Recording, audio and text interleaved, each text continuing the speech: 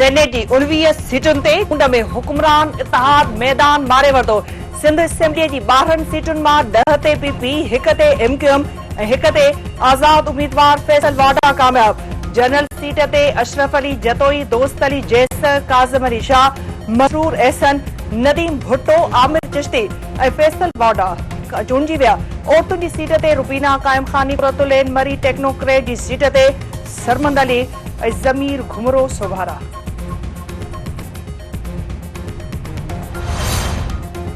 KP जे वॾे वज़ीर अली अमीन गंडापुर तरफ़ां सेनेट जी चूंड मुलतवी करण गैर आईनी करार। संदसि चवणु आहे त मुल्क में बार बार आईन टोड़ियो पियो वञे। हू पंहिंजो हक़ हासिल करण लाइ आख़िरी हद ताईं वेंदा, पोइ ते न हटंदा। कंहिं बि मेंबर खे गैर क़ानूनी तौर कसम खणण जी इजाज़त न ॾिनी वेंदी।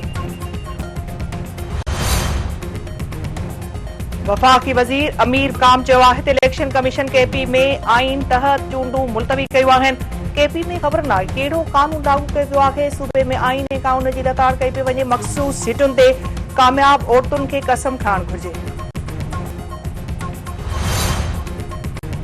इस्लामाबाद हाईकोर्ट जे चीफ जस्टिस समेत 8 जजनि खे पाउडर सां भरियल धमकी वारा ख़त। चीफ जस्टिस आमिर फारूक धमकी वारा ख़त मिलण जी तस्दीक करे छॾी। IG ऐं DIG तलब। चीफ जस्टिस आमिर फारूक जो चवणु आहे त धमकी वारा ख़त लिखी इंटरेक्स जो ॿुधायो वियो आहे। ख़त में बुनियादी तौर धमकियूं ॾिनी वयूं आहिनि।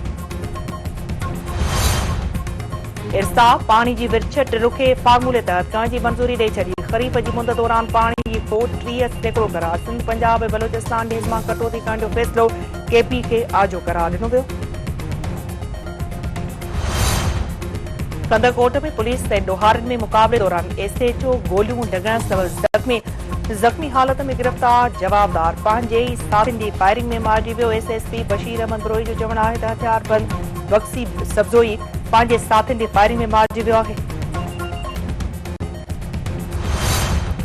शिकारपुर पुलिस तरफ़ां मदे जी गड़ी टेगो ऐं गड़ी शाहू जे मुख़्तलिफ़ इलाइक़नि में ऑपरेशन धाड़ीलनि जे वधीक थाक तबाह कया विया। केतिरा ई जवाबदार गिरफ़्तार। SSP इरफान समी जो चवणु आहे त ॾोहारनि जी मौजूदगी जी इतलाह ते ऑपरेशन कयो पियो वञे।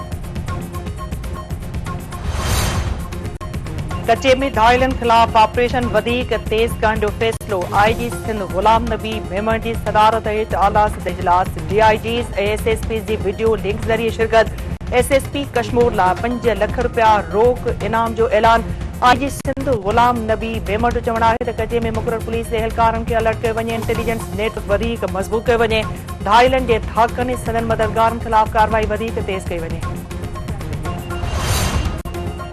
सरकार तरफ़ां निंगरी प्रिया कुमारी जी बाज़ियाबी लाइ JID क़ाइम। गॾियल जांच टीम जी सरबराही DIG मिरपुर ख़ास जावेद जिस्कानी कंदो। हैदराबाद शहीद बेनज़ीराबाद जे SSP समेत 2 DSP शामिल। IG गुलाम नबी मेमण तरफ़ां 3 हफ़्तनि अंदरि रिपोर्ट पेश करण जी हिदायत। निंगरी जी बाज़ियाबी लाइ हैदराबाद सखर वारा नंगर पार्क छाछरे समेत मुख़्तलिफ़ इलाइक़नि में एहतिजाजी मुज़ाहिरा। सिंध हाईकोर्ट अॻूणे वफ़ाक़ी वज़ीर गुलाम मुर्तज़ा जतोई घर भातियुनि खे हिसाइण खां रोके छॾियो।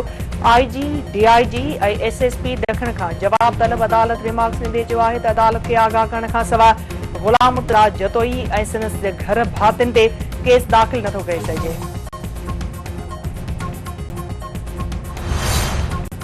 सिंध जे मुख़्तलिफ़ शहरनि में उरड़ी ते ज़ाब्तो न अची सघियो। वधीक हिकु बाड़ो दाद लगारी में 1.5 वरे जे नींगर उरड़ी सबबि दम घणी हवाले कयो। सिहत खाते बीमारी जे ज़ाब्ते लाइ के बि क़दम न खयां।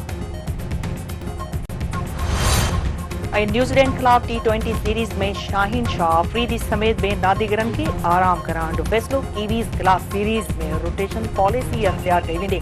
काबूल अकेडमी जी कैम्प में रांदीगरनि तरफ़ां मुख़्तलिफ़ मश्क़ुनि जो मुज़ाहिरो।